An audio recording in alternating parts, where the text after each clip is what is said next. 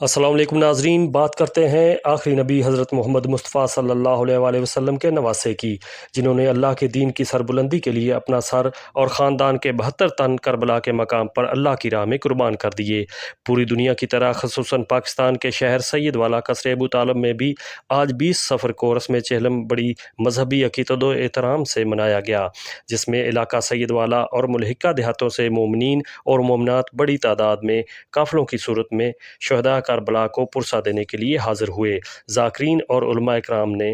آسان الفاظ میں واقعہ کربلا کا مفہوم اور مقصد بیان کیا، جس کے بعد شبی ذوالجناح کی برآمدگی پر عزاداری کے ساتھ جلوس فورا چوک مین بازار سے ہوتا ہوا امام بارگاہ باب حیدر کے مقام پر مکمل ہوا۔ آخر پر انتظامیہ نے ایس ایچ او سید والا اور ڈی پی او ننکانہ صاحب 1122 اور سیکرٹری یو سی 63 رائے حسن صاحب اور ان کی ٹیم کا شکریہ ادا کیا۔ رپورٹ بابو پاکستانی، لگن نیوز، آل پاکستان پریس کلب سید والا، سوشل میڈیا اتحاد ننکانہ صاحب۔